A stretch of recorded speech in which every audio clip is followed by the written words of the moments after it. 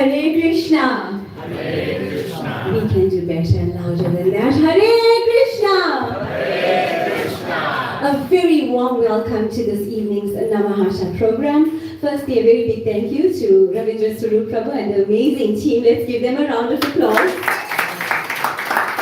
As well as Ajit Prabhu, thank you. You always play the flute so melodiously, and the Kirtan team always starting our Namahatta with such a positive vibration. So thank you very much. On behalf of the International Society for Krishna Consciousness, founded by His Divine Grace A.C. Bhaktivedanta Swami Prabhupada and the Mercy Namahatta, a very, very warm welcome to each and every one of you. So this is the first time that we are meeting after our very amazing and successful Rath Yatra 2026. And I must say a very big thank you to each and every one of you that came through and assisted. And also, whatever service you did in whatever capacity in making sure that Srila Prabhupada's vision and mission is alive. So thank you very much for that. Are there any newcomers that are here for the very first time at our Namahatta? Please raise your hands. Yes, absolutely. His Grace Madan Mohan Prabhu. As well as a few hands in the back. Thank you very much. And a very warm welcome to you. Also, the good part about Rath Yatra is that we have all the international guests that come through and they are with us for a few days. So we have His Grace Dhruva Prabhu that's at the back. A very warm welcome to him. As well as it is my absolute honor and privilege in introducing our two speakers for today, and that is His Grace Madan Mohan Prabhu and His Grace Swarup Damodar Prabhu. His Grace Madan Mohan Prabhu is an international guest that is here with us in Durban. So thank you very much, Prabhu. Thank you for being with us here in Durban, and a very big thank you for joining us at our Mercy Namahatta. Prabhu was born in Germany and joined ISKCON in 1991 while he was a second-year student of chemistry at the St. Petersburg State University. Prabhu received a first initiation in 1996 and a second initiation in 1999 from His Holiness Mukunda Goswami Maharaj. Prabhu has served in many different capacities. To mention just a few: counseling, preaching to devotees, teaching, serving food for life in war areas, book distribution, arbitration, and many others.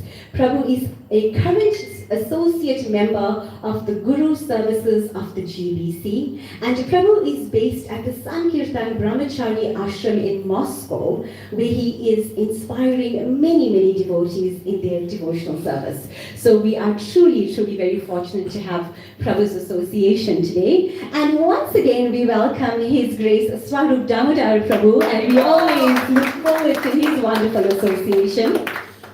Prabhu is a disciple of His Holiness Giriraj Swami and joined the Hare Krishna movement in 1993. Moving into the ashram as a monk in 1994, he served for a few years in Phoenix, South Africa, the Phoenix that's here, and was focused on developing the congregation before the new temple in Phoenix was opened. In 1996, he served in ISKCON Juhu as an assistant to Giriraj Swami. He was later based at the Sri Radha Temple in Durban, serving as the Brahmachari Ashram leader and temple head pujari for a few years. In 2001, he was appointed as the temple president of ISKCON Durban, and a service he maintained for almost 15 years, together with other various national responsibilities that Prabhu had. During the COVID-19 pandemic, Swarup Damodar Prabhu was requested again to take up his service as the temple president at the Sri Radha Temple. And Prabhu now travels and teaches Krishna consciousness philosophy throughout South Africa and in India. And he is actively engaged in youth cultivation. And I can speak about that in just one sentence. My kids absolutely love Prabhu to bits. He really motivates them and inspires them. So once again, welcome to our two lovely speakers. Thank you so much for making the time to be here at our Namahatta. Another round of applause for them. Welcome.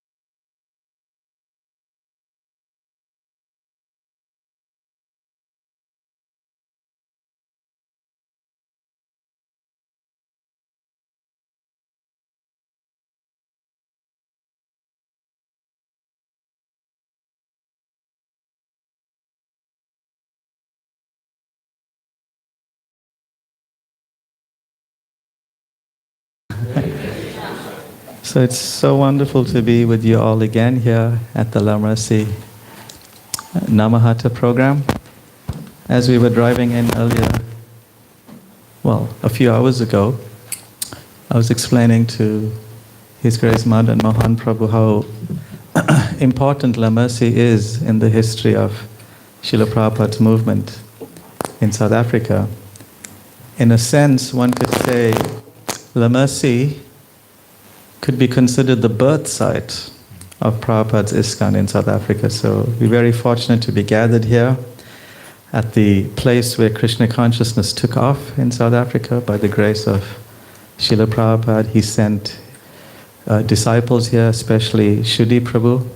And Shuddhi Prabhu was based in Lamrasi for a few months, actively preaching from here. So very nice to come here and be remembering Prabhupada's grace. And you're all very fortunate to be living here as well. I've come here a few times to do programs and attend programs, but when I noted that Madan Mohan Prabhu was free this evening, I naturally jumped at the opportunity because, I know myself to some extent, and I know Prabhu to a little extent, and I just felt that you all having his association would be, such a treat, such a blessing. So I was very, very happy that he was free and agreed to come. So I'm just here as a bit of a curtain raiser to chant Jai Radha Madhava, and then we'll hear from Prabhu on this very important topic that was assigned to us, to him, to speak. And please pay careful attention and immerse yourself in the science of Krishna consciousness that His Grace Madan Mohan Prabhu will share with us now. Jaya Radha Madhava Kunja Bihari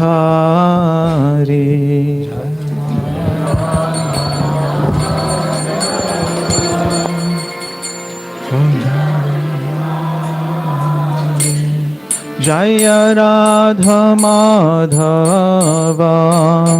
Kunja Bihari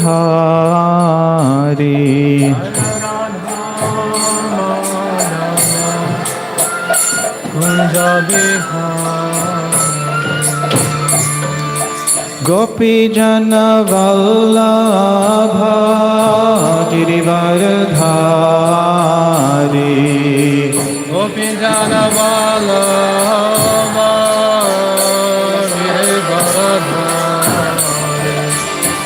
Gopi Jana Vallabha Girivardhari Gopi Jana Vallabha Girivardhari Yashodhanandana Praja Janaranjana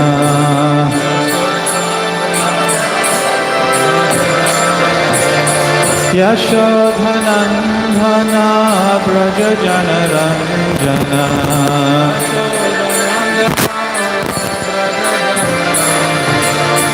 Yamuna Tira Vanachari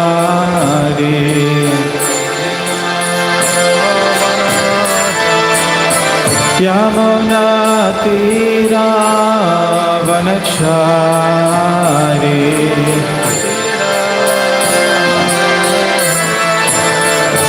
Jaya Radha Madhava Kunja Bihari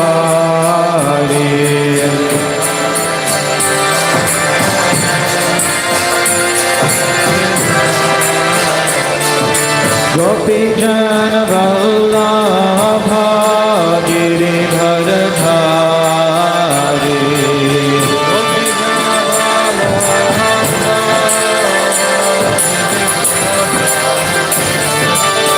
Gopi Jana Vallabha Girivardhari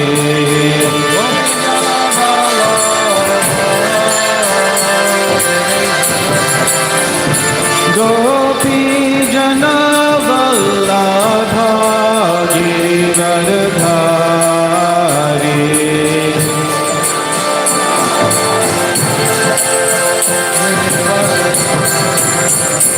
Jaya Radha Madhava Kunja Bihari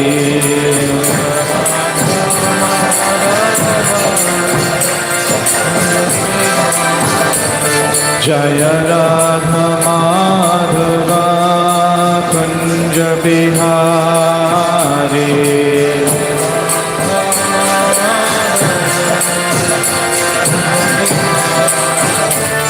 Jaya Radha Madhava Kunja Bihari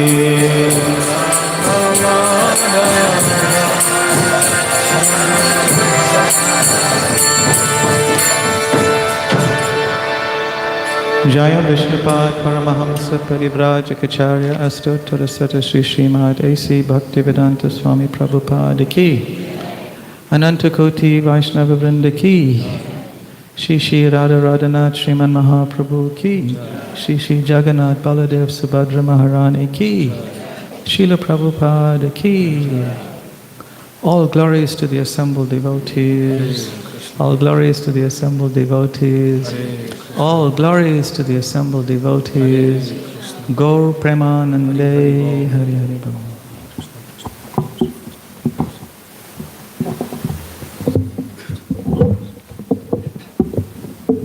Om Gyan Simirandasya Gyananjana Shalakaya Chakshurun Militam Yena Tasmai Shri Gurave Namaha Shri Chaitanya Manobhishtam Stapitam Yena Bhutale Svayam Rupa Kadamahyam Dadati Svapadantikam Namam Vishnu Padaya Krishna Prishtaya Bhutale Srimati Bhaktivedanta Swami Niti Namane Namaste Sarasvati Devi Gauravani Pracharine Nirvishesha Shunyavadi Paschata Deshatarine Vancha Kalpatarobhyascha Kripa Sindhubhyevacha Patitanam Pavanebhyo Vaishnavebhyo Namo Namaha Jai Shri Krishna Chaitanya Prabhu Nityananda Shri Advaita Gadadhar Shivasadi Gaura Bhakta Vrinda Hare Krishna Krishna Krishna Hare Hare Hare Rama Rama Rama Hare Hare Hare Krishna. Well, first of all, thank you, Swarup Damodar Prabhu, for your kind invitation to come here to the very special Namahatta, special place. The topic assigned for today's discussion for both of us is our time is running out, are we spiritually ready? And I'm reminded that we have to finish the talk in about 25-30 minutes, so the topic is quite literally applicable to our presentation. It is running out. But as Swarup Damodar Prabhu was singing Jaya Radha Madhava, I was thinking about what actually merits the time spent by all of you and by the two of us here tonight in this assembly discussing this topic or any other topic for that matter. Srila Prabhupada oftentimes spoke about the importance of presenting Krishna consciousness as it is. We have in front of us the Bhagavad Gita, which he very boldly called as it is. And that title, as it is, applies to everything Srila Prabhupada himself did and taught his followers and disciples to do.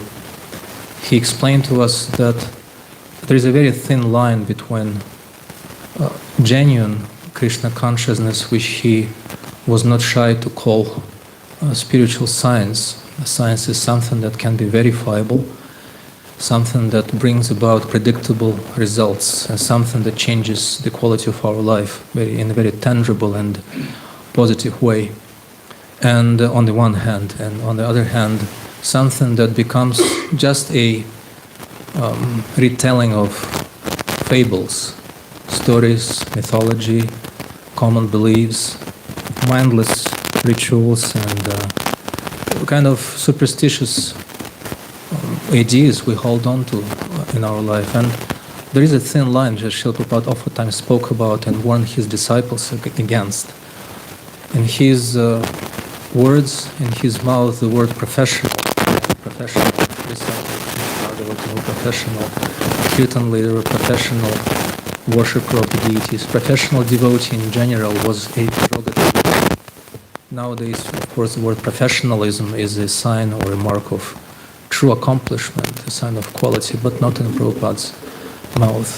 In his mouth, professionalism was a synonym of someone who makes a living out of spirituality by catering to the needs, to the polluted desires of people in general. It just so happens in some parts of the world, Indian spirituality is in fashion, or kirtans are becoming in fashion in so many parts of the world, and so many other things might become in fashion, and people might latch onto those trends. And before we know, Srila Prabhupada warned us that we can also turn Krishna consciousness into something that doesn't really change anything. Just like in economies of this world, sometimes that phenomenon of inflation is when currency is being issued by the central bank in such profusion that it loses its value. And eventually, even though there are so many zeros, and I've been to countries which everyone is a millionaire, basically, because there are many zeros, like I won't mention any places, but they have very little value. So Srila Prabhupada also reminded us that the same as our words in our life, it has to have a value. And just like currencies issued by central banks, they're backed up by some, what they call them, fiat or tangible values, gold or some other commodities that never lose value, that are the standard of values in this life. In the same way, Srila Prabhupada explained that the words that we speak exchange not just in an official formal setting like we have now, Swarup Damodar and myself are supposed to speak on that important topic, but also in our private, so to say, lives, in our general lives, there are effects, there are results of words spoken in connection with Krishna, backed up, if you will, by that tangible value of Krishna consciousness, and words spoken in vain, which actually rob us of the purpose of life and the purpose of words themselves. Because finally we don't even believe what we say to people when we wish, what we present as important or valuable, because eventually, if it's as the second canto of Srimad Bhagavatam explains to us through the mouth of Lord Vishnu to Lord Brahma, he says, "No, Brahma, please know that whatever seems to have any value, but doesn't have any connection with me, that is Maya." That is what Krishna calls the glittering of light in darkness. It has a connection with Krishna, but very tangential, very indirect connection. And eventually, even though it does appear to be glittering, it doesn't serve any purpose you could obtain by a source of a tangible source of light, like the sun or the moon or fire. All it does is just entertain us. So Srila Prabhupada explains that the art of speaking on spiritual science is something that he really wanted his disciples to master, not master just in their words, but also in their lives. And that's why I was actually thrilled to have an opportunity to be sitting here in your assembly in the presence of Swarup Damodar Prabhu. It might come as a surprise to him what I'm going to say next, because he is in my eyes, he's been, and I'm saying that, please, Prabhuji, I do want to say that in the context of what I just explained, not as platitudes or some kind of pleasantries. There are devotees, when you look at them and you see how they have dedicated their lives to their spiritual master's service, to the mission of ISKCON, and you see the challenges they went through, and you see that those challenges, just like as Krishna explains in the 11th canto of Srimad Bhagavatam, he compares bhakti, the process of bhakti, to a fire or metallurgical process. When you have that rough, raw ore, metal ore like gold ore, and you put it through that metallurgical process, what emerges from that very rigorous and intense process of smelting and purifying and mixing with different chemicals is the pure gold. And Krishna says in the 11th canto of Srimad Bhagavatam, this is what bhakti should be. It should reach a certain point of intensity, enough to melt the impure gold of our bhakti, of hearts. Because without reaching that melting point, it's impossible to purify gold. You can rub it with the best detergent powder in the world, with brush and soap. Boil it in water, it will never get purified. The only thing that can purify gold is melting it and then smelting it or mixing it with different metallurgical substances that remove the impurities. And what it does also to those impurities, they become oxidized. I'm a chemist by education, as you heard, so I have to live up to the presentation. And then they rise to the surface, and then the metallurgist, the chemist, collects them and discards of them, and then what is remaining is pure gold. So it should be a certain level of intensity. And below that, there is no predictable result. You can try and heat that gold below the melting point as long as you want. All you'll get is a very warm piece of impure gold for as long as you want. There should be a certain level that is the turning point, after which, and Prabhupada defined it for us again as a spiritual scientist, and should I also proudly say as a chemist himself. So Prabhupada was a chemist, right? As we know. He showed us that melting point, the minimal level of intensity. Of course, it's the minimal. It can go further up and go faster from that point onwards. But the 16 rounds of very attentive, offenseless chanting of the Hare Krishna mantra, following the four regulative principles, and very importantly, associating with devotees who maintain that determination on us to keep in the process, who maintain what's very important. I will get back to Swarup Damodar Prabhu, I haven't forgotten. I will get back. But who maintain in us the faith that this process actually works. And I can tell you, dear devotees, for myself, honestly, that my own faith in devotional service for whatever years I've been practicing it is maintained by the success stories of devotees. And now coming back to Swarup Damodar Prabhu, who's been serving his spiritual master, His Holiness Giriraj Maharaj, again a hero for the entire ISKCON. Just this morning I was listening to a Prabhupada's morning walk in Delhi on the 27th of August 1976, and Giriraj Maharaj was right there in Lodi Garden with Prabhupada, walking with him and telling him very blissfully about, giving the report about the temple construction in Vrindavan, how they furnish the temple with nice furniture and they put very specially carved marble on the pillars and everything. And Prabhupada was palpably happy, glad and satisfied with Giriraj Maharaj, and that's the sign of success. If someone gives himself or herself to the service of the spiritual master, or should I say plural, the spiritual master is plural, not just a Diksha Guru, the Diksha Guru, Shiksha Gurus, they all come in different shapes and forms, but whoever gives us that impetus in spiritual life by opening up our eyes and maintaining that intense fire of spiritual life which transforms us rather than just makes us comfortably warm and cozy in devotional service, they are gurus, and they deserve the same respect, and they deserve to be followed, they deserve to be quoted, they deserve to be emulated and served.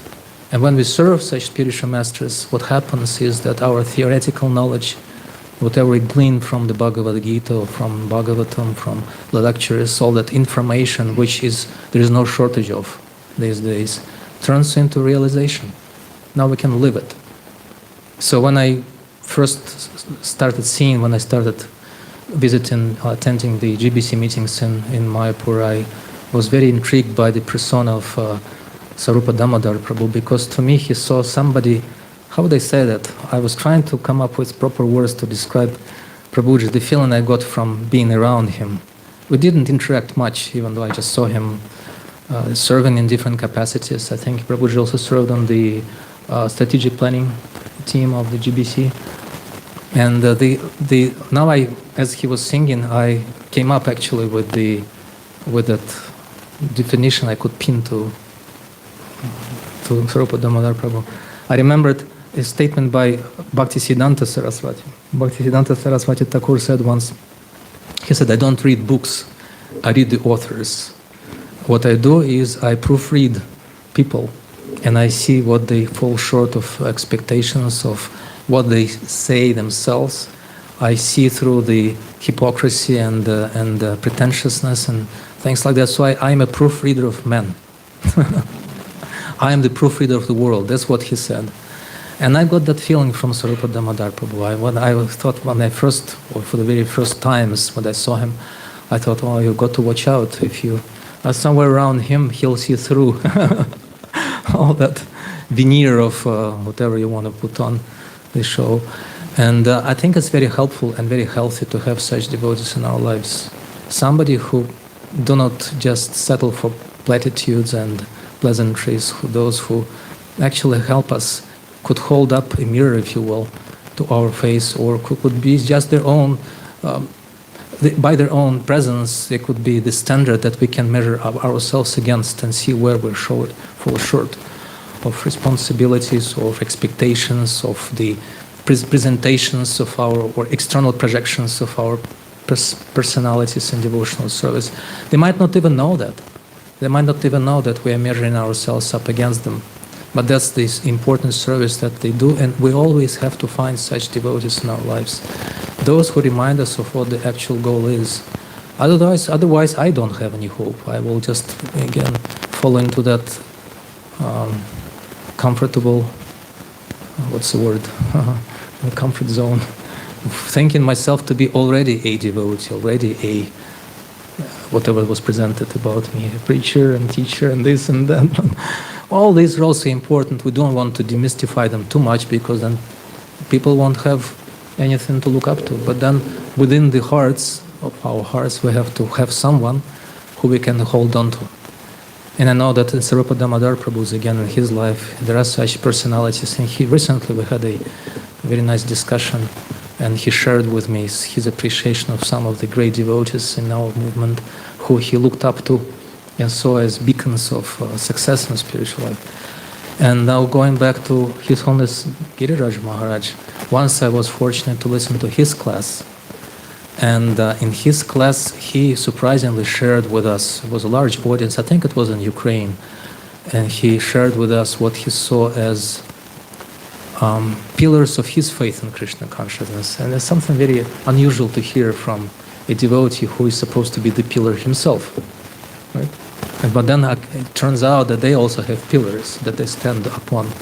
And he said that he has, from what I remember, Swarup Damodar Prabhu may correct me if I miss one or two, but I do remember two distinctly. He said, number one is that I can see that what Srila Prabhupada gave us is the real deal, a genuine spiritual science by several things. And one of them was the accomplishments of his disciples.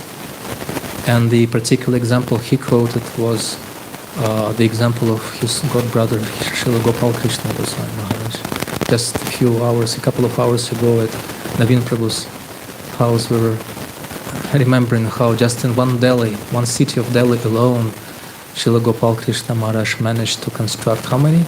10 large temples and 12 small temples, so that in one Janmashtami day, through one temple, east of Kailash temple, has almost 1 million visitors in one day.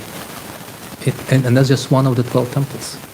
So I guess it's the entire city of Delhi, because of the service of Gopal Krishna Maharaj, is going through in his temple for Janmashtami. And Prabhupada started very humble in Delhi. It was extremely humble. It was what Greater Kailash was a rented place, and they hardly had any following. And I listened to Prabhupada's recordings of him complaining about how his own disciples were not following the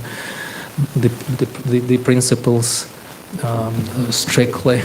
That was getting on their case. But now, because of his disciples, empowered by Srila Prabhupada, we have this no less than a revolution of Krishna consciousness, and that's everywhere. Prabhuji was speaking about Juhu, Mumbai, again, 1.5 million people in one day. So that's one of the reasons for optimism. These are questions, right? Okay. And I have 5 minutes to wrap up, to actually start my presentation. It was just, I think we won't even get to the Bhagavatam verse, because after all, our time is running out. Are we spiritually ready? And I'm trying to explain how to become spiritually ready before the time runs out. And the second is, it's even more important. He says, Giriraj Maharaj says, I see the accomplishments of devotees in their spiritual lives at the time of their departure. And he named a few. I think he even wrote a book called Many Moons, right? And in that book he listed some of the illustrious examples of his god brothers and god sisters who actually showed in no unclear terms how accomplished their life was because of following Srila Prabhupada. Strictly one particular example comes to my mind, a devotee named Ramadas, a Prabhupada's disciple who was, I don't remember where, he was in Chicago, somewhere he was a chief head pujari. And he took such great care of devotees, but then he developed an incurable disease, a life-threatening disease, and he got an advance warning, so to say, so he never wasted any time. He went to Vrindavan and stayed there for the rest of his short life. After that, it was a very short time. But then what happened, Giriraj Maharaj was telling us, he started coming to his devotees, the devotees who he took care of while he was the head pujari, very well. He was so Krishna conscious, and he started coming to them in their dreams by in his usual blissful self, smiling and blissful, and he said, I cannot tell you what it is, but it's worth every single bit of austerity. Just continue. I cannot tell you, something like that Maharaj told us. Just continue. Don't have any doubt. What you're going to get is beyond your imagination. Like that. And it's so important for us to see. If you go to a doctor, it's important for us to see the patients he or she have treated successfully. I mean, treated is one thing, but successfully cured. And as we go through this process of devotional service, we must have success stories in our own lives or in the lives of devotees around us, and we have to search for them very actively. And you can see the examples of devotees who have dedicated their lives to Srila Prabhupada. Like Prabhupada famously told his disciple Tamal Krishna Maharaj when he was going through that famous glorious fight for Juhu. And Tamal Krishna Maharaj at one point complained to Prabhupada saying, Srila Prabhupada, I know the civil code of Juhu better than the Bhagavad Gita. Because he had to go to court, there was a lot of litigation involved, and the people on the other side were so treacherous and so tricky and so sneaky and well connected, and they could easily outmaneuver Prabhupada's disciples. Right? And there were so a few points when they were actually almost successful in cheating Prabhupada out of his property.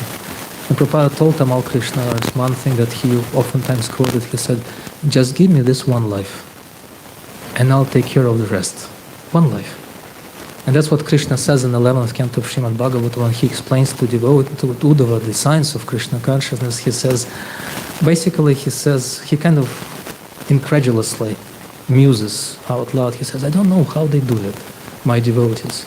They seem to be so tricky themselves, so sneaky, because they give to me one short, temporary, miserable life, kind of useless for all intents and purposes, give that to me, and in return from me, they get an eternal, blissful spiritual life in the spiritual world. How do they do that? What's that? The trade-in, right? You submit your useless phone, and then you get a little cash or something, the card, the bonus card, and then you contribute it towards a new phone. But the new phone costs almost as much as without that bonus, and it doesn't add any value. But here it's a different story.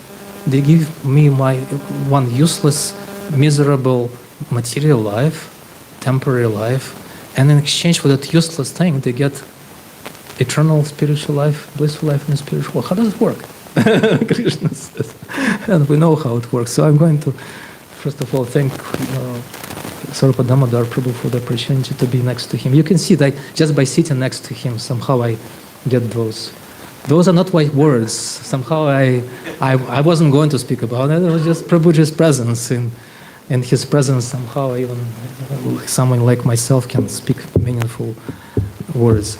But I wanted to read one very short but important verse from the Bhagavatam, and also a very short purport on this verse from Srila Prabhupada.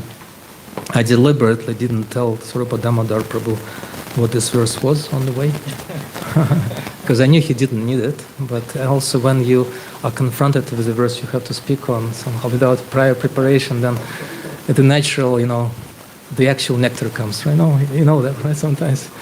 So, just to address the point, just to do justice to the topic assigned to both of us, I'll read the verse and I'll read the purport, and I won't say a word. After that, I'll turn it over to Swarup Damodar. Now he has a prior warning. So I will just read one verse, because I think that verse by itself, and look at that, it's page 1000. 1000, I didn't see? I think that verse by itself answers this question. The question was, or the topic was, our time is running out, are we spiritually ready? So I'll read that verse as an answer to that question, and I'll let Swarup Damodar Prabhu, if there is anything that needs to be clarified, clarify that for us, myself included. Om Namo Bhagavate Vasudevaya, Om Namo Bhagavate Vasudevaya, Om Namo Bhagavate Vasudevaya, Narayanam Namaskritya Naram Chavaram Tamam Devim Saraswatim Vyasam Tato Jayamajivaya. So this is verse number 4 from the 18th chapter of the first canto of Bhagavatam, called Parikshit Cursed by Brahmana Boy. Because this verse starts with the word, this was so because, I kind of leave it hanging in a context. I'll read the translation of the previous, just the translation of the previous 3 verses, so I can understand the point that this verse is making by saying this was so because. And then we go. Sutta Goswami said, due to the mercy of the personality of Godhead, Shri Krishna, who acts wonderfully, Maharaja Parikshit, though struck by the weapon of the son of Drona in his mother's womb, could not be burned. So that's number 1. Please mark it. Number 1 is the son of Maharaja, the son of Maharaja Parikshit, the son of Uttara, was not burned in the womb of his mother because of Krishna. Number 2. Furthermore, Maharaja Parikshit was always consciously surrendered to the personality of God. Interesting way, Prabhupada speaking, continuing the same topic we started describing, that we have to be consciously surrendered to the personality of God, and therefore he was neither afraid nor overwhelmed by fear due to a snake bird which was to bite him because of the fury of a Brahmana boy. That's number 2. Number 1, he wasn't burned in the womb. Number 2, he was not afraid or overwhelmed by the otherwise very fearsome appearance of the snake bird which was supposed to kill him. And number 3, furthermore, after leaving all his associates, the king surrendered himself as a disciple to the son of Vyasadeva, Shukadev Goswami, and thus he was able to understand the actual position of the personality of Godhead. So these are the 3 verses which lead up to the verse which I'm going to read right now, with a short purport by Srila Prabhupada. And the verse goes like that. Nottama shloka vartanam jukatam tatkatam ritam siyatsam ramantu kaliti samaratam tattajambujam. And now you understand why the verse starts with the words, this was so because. What was so because? Let's remember. Number 1, he was not burned by after the womb. Number 2, he was not afraid of. Number 3, he was able to understand the Supreme Personality of God by having accepted the shelter of Shukadeva Goswami, his spiritual master. This was so because those who have, and now I'm going to read the translation, and if I may, please forgive me, you're like a family, and I'm, it was obvious, it's my first time in your family, and usually when you come to a family, or a very closely, tightly knit community of devotees, you understandably feel a little bit timid and kind of a little bit self-conscious, because you don't want to say anything that will make a fool of you, something like that. Or some kind of like you don't understand the factor in the relationships, or their seniority and the positions, like that, their interconnections. You have to be, at least I want to be, first of all, familiar with the social and spiritual context that I am talking into. So please forgive me if I ask you to remember to take away 3 things from this verse. It's a bit presumptuous of me to ask you, but still, it's Prabhupada's words and in the words of the Bhagavatam, so we can definitely mark those 3 principles, key factors of success in being spiritually ready when the time is running out. And Parikshit has every right to say, my time is running out. You give me something substantial. Don't waste my time on any secondary or unnecessary topics. So the verse explains, this was so because those who have dedicated their lives to the transcendental topics of the personality of God, of whom the Vedic hymns sing, and who are constantly engaged in remembering the lotus feet of the Lord, do not run the risk of having misconceptions, even at the last moment of their lives. So in the last moment of their lives, and Prabhupada will now explain in his very short one paragraph commentary on this verse what this means. But the verse itself speaks of three factors of success. Uttama shloka vartanam, devotees, those who build their lives basically or literally around topics of Krishna. Uttama shloka vartanam, those whose lives rotate. Vartana means rotate around. Uttama shloka varta. Uttama shloka, the topics of Krishna. Jujatam tat kathamritam, those who feel pleasure in discussing these topics. So their lives are rotating, or they have that as a pivot in their time. Everything spins around the ability, the chance, the time to hear about Krishna, and they take pleasure in doing so. And number three, smaratam tat padambujam, because of that, because of regularity and happiness, they develop an ability to think about Krishna's lotus feet, naturally, spontaneously. And for them, na syat sambramante kalepi, at the end of their lives, the fear of bewilderment is not threatening them. It's not for them. So Srila Prabhupada explains in his purport, the highest perfection of life is attained by remembering the transcendental nature of the Lord at the last moment of one's life. This perfection of life is made possible by one who has learned the actual transcendental nature of the Lord from the Vedic hymns sung by a liberated soul like Shukadev Goswami or someone in that line of disciplic succession. There is no gain, Prabhupada says, in hearing the Vedic hymns from some mental speculator. We spoke about it a little bit. Devalues the otherwise spiritual messages of the Bhagavad Gita or Srimad Bhagavatam if they are narrated by someone who doesn't actually believe in what he or she say and don't live according to them. When the same is heard from an actual self-realized soul and is properly understood by service and submission, and this service and submission is, again, please forgive me, Swarup Damodar Prabhu, but I see in the lives of such dedicated devotees like yourself and other devotees, by service and submission, what we hear from the words of the spiritual master and Srimad Bhagavatam and Bhagavad Gita come to life. Everything becomes transparently clear. Thus, a submissive disciple is able to live transcendentally and continue to the end of life. By scientific adaptation, one is able to remember the Lord even at the end of life, when the power of remembrance is slackened due to derangement of bodily membranes. Prabhupada speaks about it in a kind of physiological way when there is a derangement. And if any of you are medical practitioners, you probably know. And even those of you who are not medical practitioners, but who saw death up close, you see how it happens. The body becomes breaking down and the faculties shut down one after another. What's left for us? And Prabhupada explains, for a common man, it is very difficult to remember things as they are at the time of death.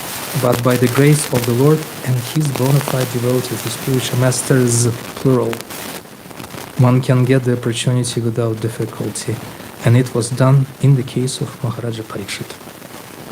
And now I hand it to Swarup Damodar Prabhu.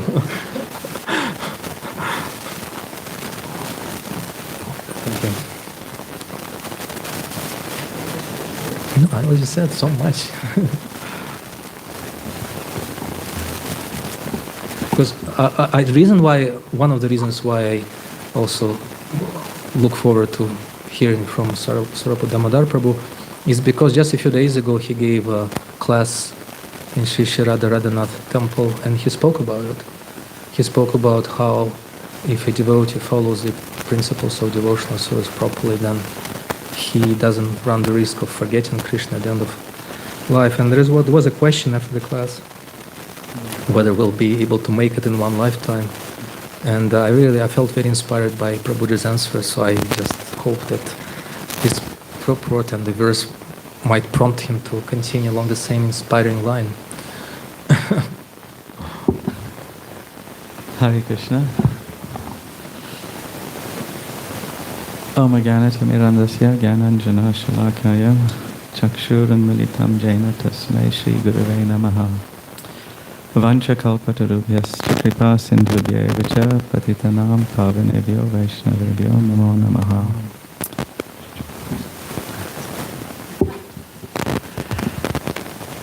So Madan Mohan Prabhu, he mentioned, quoting Srila Bhaktisiddhanta Saraswati Thakur, that describing himself to be a proofreader of his disciples, a proofreader of men. And for some confused reason, Madan Mohan Prabhu likened me to that ability. So I'm going to proofread his class now.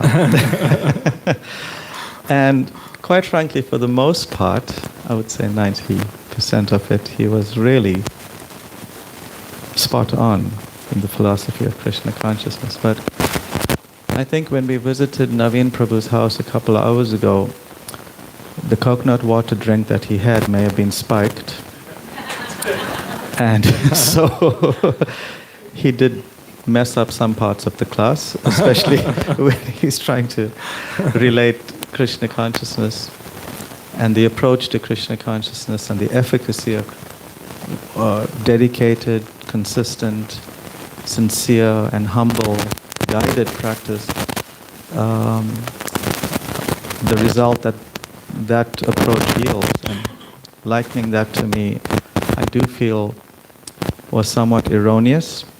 But however, even though it's erroneous, it is very deeply appreciated and accepted by me as a reminder of what is expected. You know, for those who have been given a lot, much is expected from them. And I can honestly say that in my life of Krishna consciousness, so much has been given. So much has been given by the grace of Srila Prabhupada and Srila Prabhupada's dedicated followers. And I thank my lucky stars every day for that presence in my life of Srila Prabhupada and all his followers. So yeah, it's something for me to look forward to dedicate myself to, and I thank Madan Mohan Prabhu for reminding me of what lay ahead, although he couched it in a way of appreciation. This topic and this verse and purport that Prabhuji shared with us now, it's so significant in the lives of all of us. I was sharing on the way here that I do feel that as devotees, our community, although we are so well established and so much is going on, we have so many services, I do somehow feel that we do lack a sense of urgency in our Krishna consciousness. We are pretty happy to, if we have a little more advanced car, we're pretty happy to hit a certain speed just under the speed limit, and we hit, what do we hit that button called? Cruise control. Mm-hmm. And we just coast away in Krishna consciousness, thinking, yes, this is gonna be cool. I can sit back and relax. I've done my 6 months or 1 year of chanting Hare Krishna. I attended the ISKCON Disciples course. I've attended the temple. I got to know the mentors and the temple president. I'm now initiated. I'm done. I'm sailing. Cruise control. No. It does not work like that. It does not work like that. One of our very dear spiritual masters, unfortunately, passed away some years ago. He would often say that if you are casual in your Krishna consciousness, you will end up a Casualty. casualty. Right? So, as it's sometimes said in America, you are cruising for a bruising.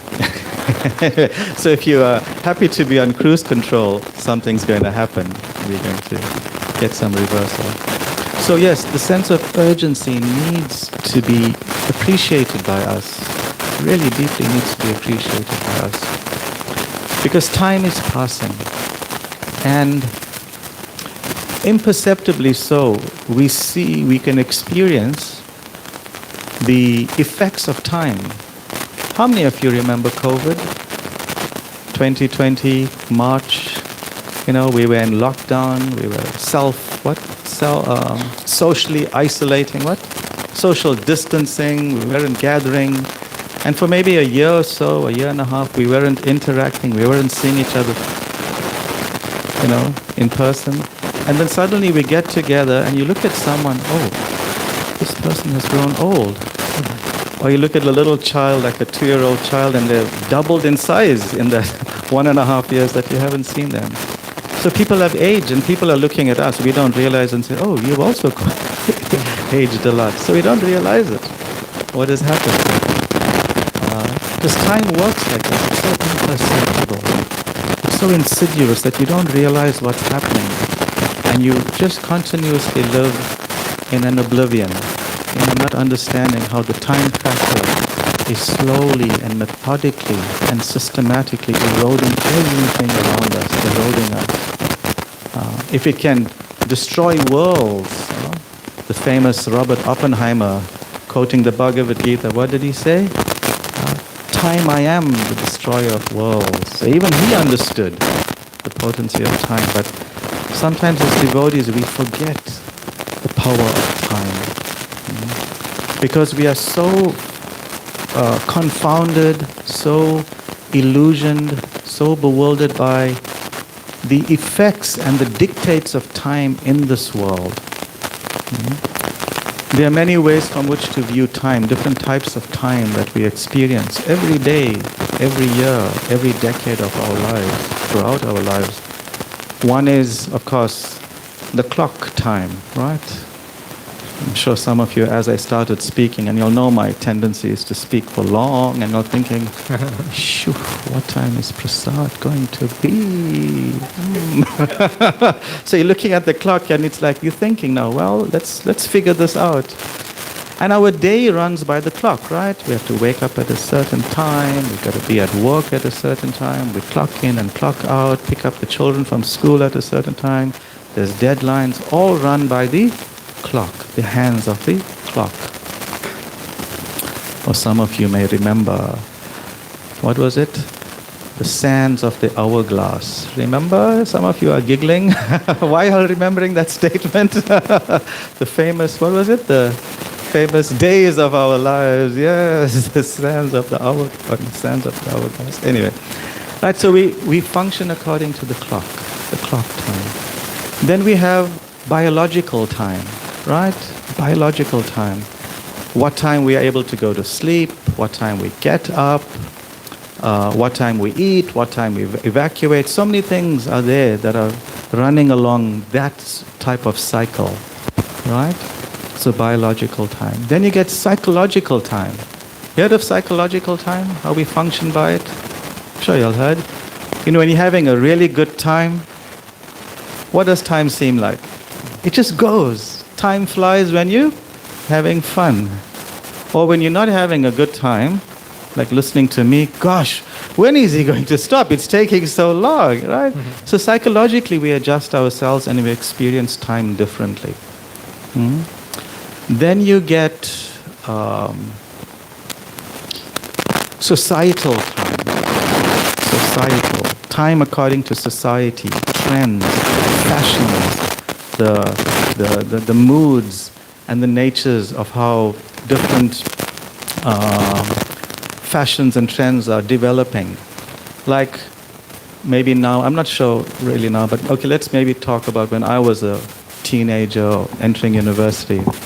So yes, it's expected according to society's norms and demands that when you are 20 or 21, you should be graduating from college. When you're 22, you should be getting a job. When you're 25, you should be earning, I don't know what, the 20, 30,000 rands a month at that time. And when you're 30, you should be married. When you're 32, you should have a child. You know, society has developed these time flags, these time stamps that you need to achieve this and this and this. Otherwise, you could be deemed a failure, right? And we find that the conditioned soul, the normal person in the world, the living entity, gets carried by these different types of time, isn't it? And we buy into it. We buy into that whole presentation, that whole advertisement, that a successful life is based on these things. Right? But what, at the end of it all, what do you show for it? What do you have at the end of all this following of societal times, biological time, psychological time, the time on the clock? We have nothing to show for because you can never take anything. You put an investment into, I don't know, trust funds or mutual funds or into currencies, and you have a term of, fixed deposit, 5, 10, 20, 30 years. And, after 30 years, you're looking forward. And 29 years and 360 days, what happens to you? Ganga Mai ki jai. Ram Nam Satya hai. You die. And what happened to the 30 years of investment? You don't realize it. But you so patiently waited according to the dictates of society, according to our psychology, according to our bodily clock. So devotees, like Prabhuji was reading about Maharaj Parikshit, they function on a different time scale. A time scale where, an existence where time doesn't exist. Only eternity exists. And how do they reach that functionality? Uttama Shloka Vartaman, where they are fixed on Shastra, when they are fixed on the topics of this transcendental Lord. And by that fixture, that fixatedness on the topics of Krishna, hearing and chanting about Krishna, they get a very deep attraction for the lotus feet of the Lord. And attraction for the lotus feet of the Lord just doesn't mean looking at Krishna's lotus feet and admiring his ankle chains and the toe rings and the structure of his feet. That is there. Being fixed at the lotus feet of the Lord means serving the lotus feet of the Lord. Something practical. So when a devotee is fixed on hearing about the Lord, then by that hearing is then focused on serving the Lord, then that person is never bewildered in any way, especially at the most bewildering time, as is mentioned in the verse, the time of death, where everybody goes into some bewilderment. Regrets come into one's mind, and I wish I did this, I wish I had time for this, I wish I gave more time. But a devotee lives with no regret and leaves this world with no regret because of that consciousness that they have. So we need to assess ourselves, Time is running out, am I ready? Just a couple of stories that just came to my mind now about, psychological time. There was a person who booked into a Airbnb, a multi-level, multi-story Airbnb apartment. Booked an apartment on the 20th floor or something. And he noticed that the lift was very slow going up, taking forever. So he called the owner and said, can you all do something about making the lift go faster? It's really too slow. Can you call an engineer, make some adjustments? And the owner said, okay, I'll sort it out. But he didn't call an engineer. Rather, he called a carpenter. And you know what the carpenter did? He put a mirror in the elevator. He put a mirror. And that was his solution. And after a week, that man who complained came back and said, wow, what a good engineer. This lift is moving really fast. Now, why is that? Because people don't realize how much of time they spend in front of a mirror. right? Time just goes. What's the other thing in our lives that when we in contact with it, we don't realize how much time we can spend? Huh? What? Scrolling means the phone. Yes, the phone, the mobile phone. How many of you have that experience? Only one devotee. Only one honest person in the house. But connected to the phone is what? What makes the phone have the ability so that you can spend time on it? The internet, the Wi-Fi. Most people, when they come into some location, they look at their phone. Is there Wi-Fi available? It's like oxygen, right? And when there's no Wi-Fi, you're thinking, wow, as what Lord Chaitanya says, one moment is like 12 years or more, and the world is so vacant in the absence of Wi-Fi, right? Because we're so dependent, because we need it, we need to apply our time in that way. Trump is worried about weapons of mass destruction in Iran. Rather, the devotee is very concerned about the weapon of mass distraction that takes away all of our valuable time. Like this.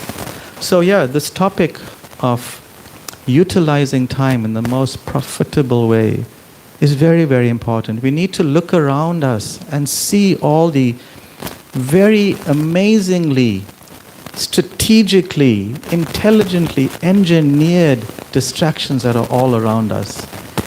The world is one big conspiracy, really.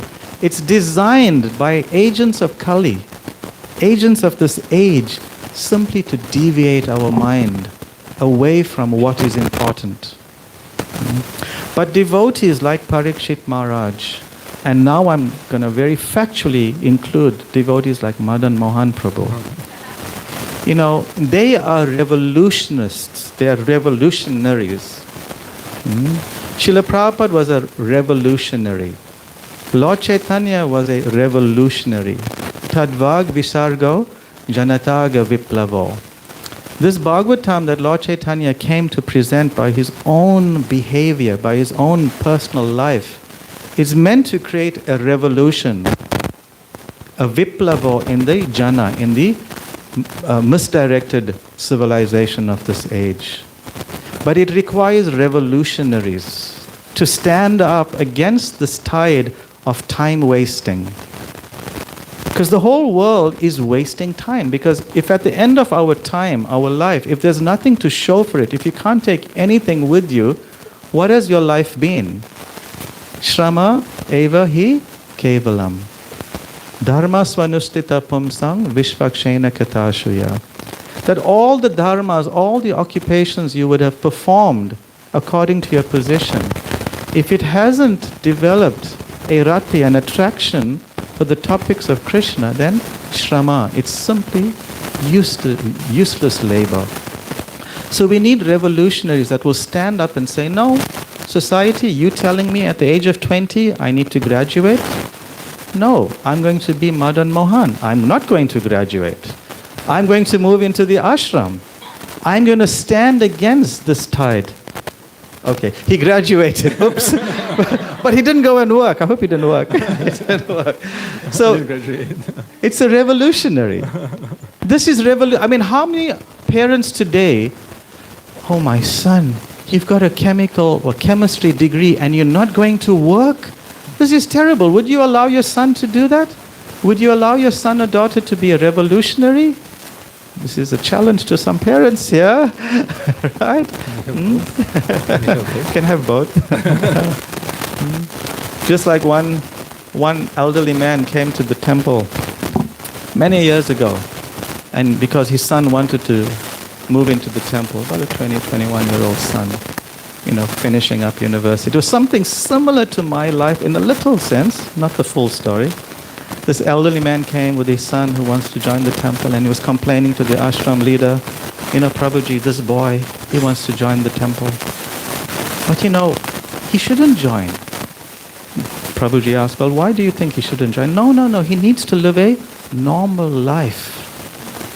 Normal life. What is normal, What is a normal life? And the elderly man said, no, he should finish his studies, relationship, get a nice job, find a nice wife, girl, get married, have a few children. And then when his children are his age, then sure, he can join the temple. No problem, I'll support him. Then the ashram leader, the Prabhuji said, okay, that's a good idea. I think that's a good idea. But you are at the right age now. Why don't you join instead? Why don't you follow your same process? No, Prabhuji, I think he should join. So we need to be revolutionary. If we are too concerned about being normal in the world, trying to fit into the dictates of the world, of how the world is structured, then there's something wrong.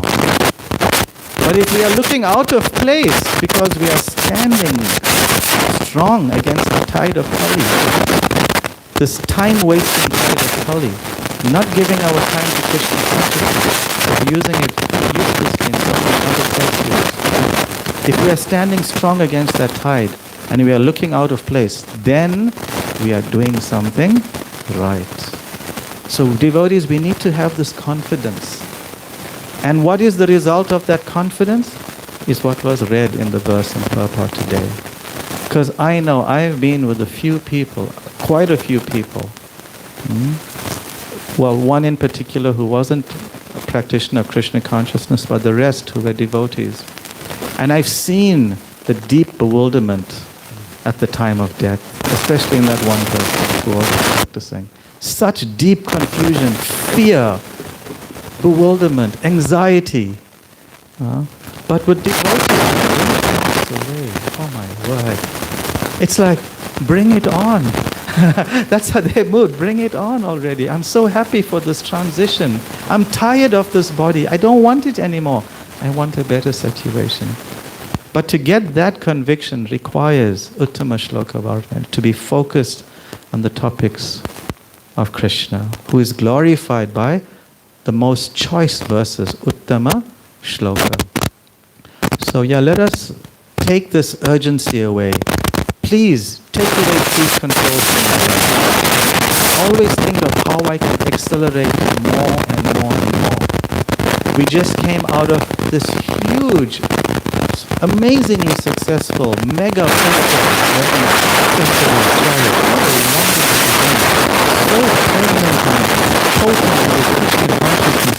every turn you take, It wasn't kirtanya, it was katha here. If it wasn't katha, it was prasadam, and it was just all over the place.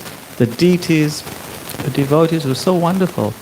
We can't think now we've hit that high, okay, now we're going to chill, we're going to relax, hit the plateau. No, Krishna doesn't want that. Anandam Buddhivardhanam. Krishna consciousness is ever expanding my nature. So, please take this urgency, find this urgency in your life. And the best way to find urgency in your life is to associate with devotees who have this urgency, who are revolutionary by nature, that whose lives you can clearly see are standing against the normal routine of the world. And when you live like that, then slowly and slowly you'll see your whole approach to time and your utilization of time will just change. Is that all right? Mm-hmm. Okay. So Madan Mohan Prabhu will be here for 2 more weeks, is it? Thereabout. Yeah, in Durban. For about 2 more weeks. He'll be giving many classes at the temple. I think day after tomorrow he's at New Jagannath Puri temple and some Namahatta programs in different places. So please do take association of devotees who have urgency. Hearing, serving, getting your questions answered, your doubts clarified, and then you'll see something will take place in the heart. And and if you need appointments with the ashram leader at the Radharanath temple to join up, please come and see me. We're happy to take applications. Old and young. Old and young. Thank you all very much. Srila Prabhupada ki jai. Wasn't it well proofread. Prove my point. Thank you. I just, as Srila Damodar Prabhu was speaking, I remembered a line from a British poet named Thomas Eliot. He was a famous Thomas Eliot, and not that I read much of his poems or any, but I remember one line that he says, what you just described the distracting nature of this world, and he came up with the description of the world we live in. He says, distracted by distraction from distraction. Distracted from distraction by distractions. In other words, different distractions come up that distract us from even distractions, and they all compete for our consciousness to distract us in different ways. Before we get to the, I actually want to ask if we have any time for questions, because we have already gone past the assigned time, and I think that anxiety about prasadam is palpable in the audience already. That's another thing about the biological clock of Indians in Durban. We can have a full meal at 9 o'clock at night, which in other places is not really heard of, but we sort of built for that, right? And then So one biological clock will come to haunt us the next morning, right? One thing before we get to the questions, I have 4 questions here. But one thing I wanted to remark on, the first thing that I noticed when I arrived here at the setting, because Swarup Damodar Prabhu spoke about how important, even pivotal, this location, this neighborhood is for the history of Krishna consciousness, not just in South Africa, but in the entire Africa, I guess, right? Because it all started from here. Like Shuddhi Prabhu was, devotees went to Kenya, maybe, but the actual foothold was established permanently or profoundly.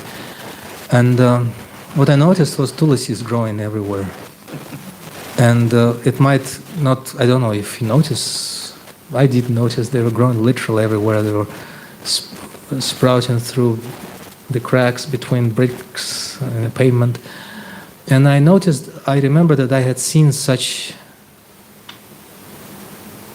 proliferation of tulisis in 2 more places, actually 1 more place, because the other one I heard about. Number 1 is when Bhaktivinoda Thakur, when he had that vision of a great grand temple across the Jalangi River, and next morning he went to the place, he marked it, and the local residents, they said, well, this is a cursed place because nothing grows here except tulisis. No matter what we try to plant, potatoes or eggplants or pumpkin, nothing grows here, only tulisis grow here. We just gave up on that place. It's a cursed place. And then, of course, as we know, that they dug up and they found those pieces of Lord Chaitanya's Mridanga. But the second place I saw myself with my own eyes, and that was the place where Srila Prabhupada met Srila Bhaktisiddhanta Saraswati Thakur for the first time. Number 1 on Tadanga Road in Calcutta. Devotees took a long time to find the place because it was lost. They didn't know where it was, and eventually when they found it, it was dilapidated and it was completely ruined. Only walls, some walls were there, and the ceiling, the roof was completely collapsed, caved in, and there were some patches of the roof here and there. But what they saw, those patches of the roof, the flat roof, were overgrown with tulisis wall to wall. It was a cement floor. There was no water, no irrigation, no nothing, no soil. But tulisis somehow grew out of nowhere, out of cement, just because of the pivotal, the historic significance, so spiritually potent significance of the place. And they removed those tulisis, put them in pots so they could be planted later on, and they sprouted up again. And then when I was visited, before it was renovated, and it's a wonderful place actually. I encourage you all strongly to go there and check it out. It's a wonderful, wonderful place. Now what devotees have made it into, it's a marvel. But when I was there, the devotee who showed me around, he told me, see, and I looked, and I saw a bare cement floor. There was nothing, there was some rubble, and there was tulsi, very robust, healthy-looking tulsi growing out of bare cement. And the devotee told me, There was no rain here for the last 2 or 3 months, and nobody watered her. But she was there. I have a video of that actually. So it shows to me also, again I mean it by very seriously, that the place where Tulasis grow so strongly and so happily has something to do with Shilpa's special mercy. Those are like portals into the spiritual world, like that place that was discovered by Bhaktivinoda Thakur, and that place where Prabhupada had that significant historic meeting with his Guru Maharaj. And then here, you see Tulasi is growing, and it's a very blissful sight to see them marking with their presence that historic significance of this location. La mercy, la mercy, la mercy. Just see of all names. So I don't know if we have time for questions. Which one? This is the shortest one? But it doesn't necessarily mean it's the easiest to answer. What is the significance of wearing the Tulasi beads 3 rounds? Do you know? It's in Hari Bhakti Vilasa, described how a Vaishnava should look like. It's not necessarily 3. It could be any odd number, 3, 5, 7, etc. But no less than 3. And Srila Sanatana Goswami quotes Shastra explaining how important it is to always keep in touch with Tulasi Devi on the neck, and also chanting on Japa Mala made of Tulasi, the holy name of Krishna. But Srila Prabhupada, again, a revolutionary as he is, once in his letter to a disciple wrote to him saying that if a spiritual master chants on a set of beads at initiation, then no matter what the beads are made of, they turn into Tulasi. It's there. And we were fortunate in Moscow to have the original beads that Srila Prabhupada gave to the first 11 disciples of Srila Prabhupada, of ISKCON. One lady and 10 men at the first initiation. Mukunda Maharaj gave those famous round red beads for posterity, for safekeeping in Moscow. So sometimes, I must admit, I take advantage of my access to them and I chant on them. And somehow it feels like as if they're chanting on themselves. You don't even make any effort. That's the feeling I get. And also I gave them to chant on by some devotees. And they share the same feeling, that as if they're just moving on their own. Prabhupada invested so much into them. They were made of regular wood. I don't know what kind of wood, some hardwood, painted red. So wearing Tulasi is important for us to be in touch with the Mahabhagavati Vaishnavi Tulasi Devi, who can bless us, bless our existence by being always on our necks. And I think there is a statement in the Shastra, I don't remember exactly, but there is a statement, if someone dies with Tulasi beads on the neck, then it's almost like, not a guarantee, but a very auspicious factor to be able to, everyone should aspire to always aspire to accomplish at the end of life. How does it saying go? Sadhan koro, bhajan koro, morte jan lihoi. You will know your accomplishments in bhajan and sadhan at the point of death. And on that point, Parikshit Maharaj, now we speak about him in the beginning of his encounter with Shukadeva Goswami, and then in the 12th canto of Srimad Bhagavatam, the very end of his instructions. Can I just read? That would be a very good conclusion.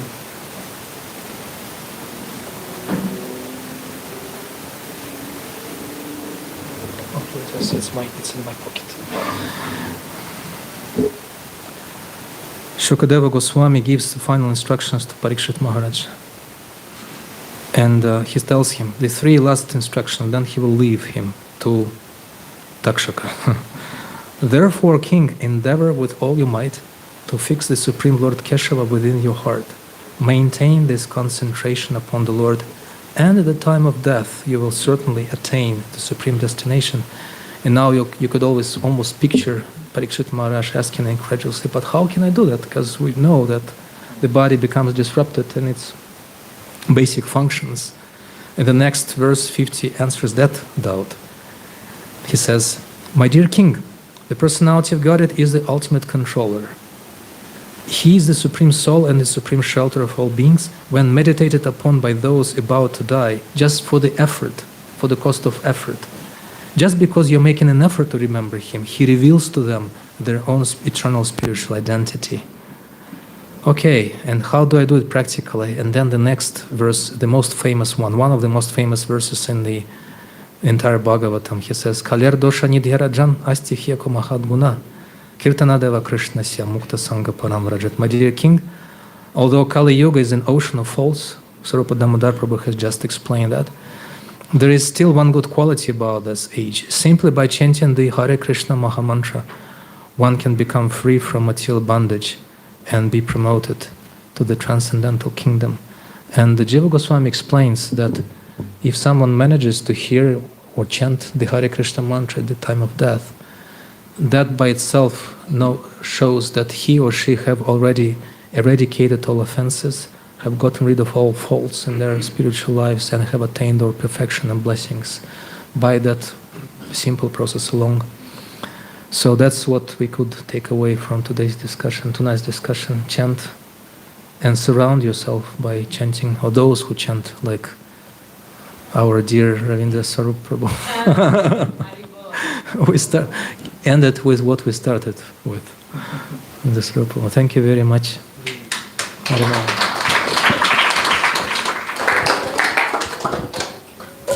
Hare Krishna, and a very big thank you to His Grace Madan Mohan Prabhu, His Grace Swarup Damodar Prabhu. A truly very inspirational class, and I think we all are feeling very spiritually recharged after that. So thank you so much. I just have a few announcements to make.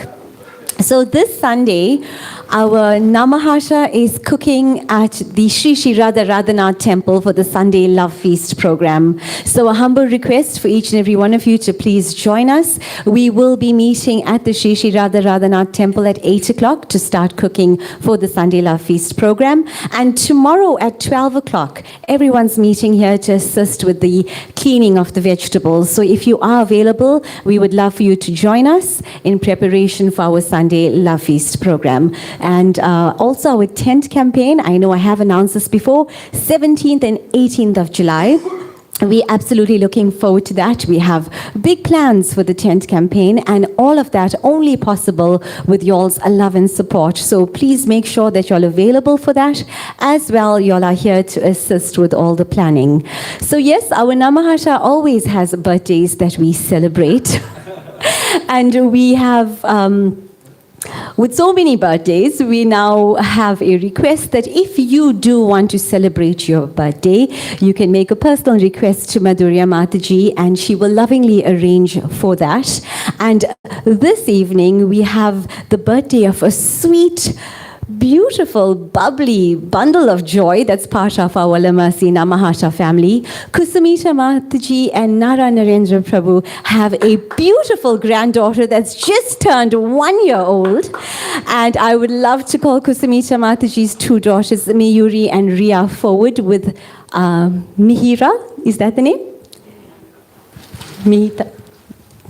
Okay, please do come forward. Our lovely baby, she's awake now because earlier she was sleeping. And she's celebrating 1 year today. Not in the mood to walk. She is a princess. She wants to be carried. And also this week, Veda Vyas Prabhu and Sean Prabhu also celebrated their birthday today. So a very happy birthday to them. I know Veda Vyas Prabhu was here a little earlier, and I was just informed a few minutes ago by Rasaraj Prabhu that today, amongst us, we have a birthday boy that's turning 65, that's just turned 65, and that is Ajit Prabhu, our flute player that's always here bringing us the beautiful tunes. So very happy birthday to you, Prabhu. So can we have the birthday song very quickly, Ravindra Swarup Prabhu? Hare Krishna Prabhu, Ravindra Swarup Prabhu. Can we have a little bit of kirtan for our little baby girl for her birthday?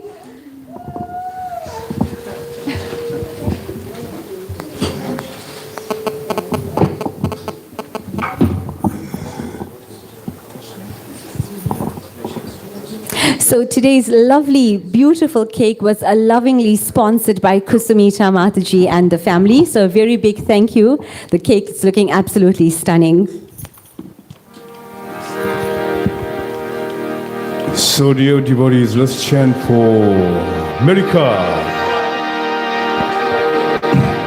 Hare Krishna to you, Hare Krishna to you, Hare Krishna to America, Hare Krishna to you.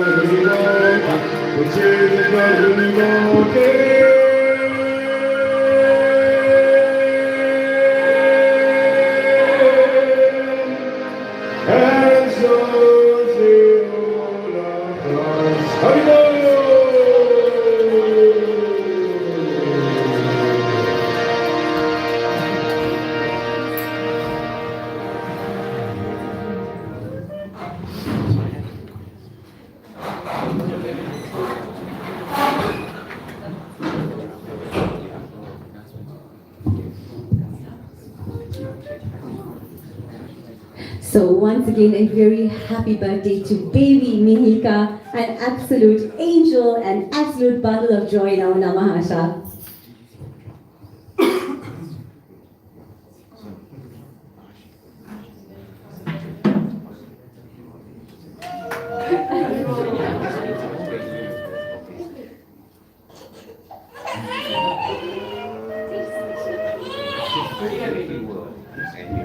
She's keeping away from sweet things from now.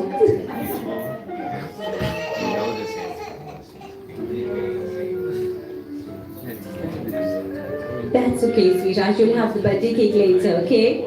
So yes, once again, a very happy birthday to baby Mahika from all of us. Lots of love and blessings to you. So for those that wrote the question to His Grace Madan Mohan Prabhu, you all can meet Prabhu after the program and he will most certainly answer your question for you. So it's now time for us to go into the final part of our program, and that is Aarti and Guru Puja. Once again, a very, very big thank you for attending our Namahatta program. And remember, Sunday we are cooking the Love Feast program, and His Grace Dhruva Prabhu is here, and Prabhu is actually giving class on Sunday. So if you all are coming to temple, you will also have the wonderful opportunity to listen to His Grace Dhruva Prabhu's class. Thank you once again. It's been a pleasure having you all here. We look forward to our next Namahatta program. We look forward to this weekend engaging in lovely service together. Safe travels back home. Hare Krishna. May we please all rise for Aarti and Guru Puja.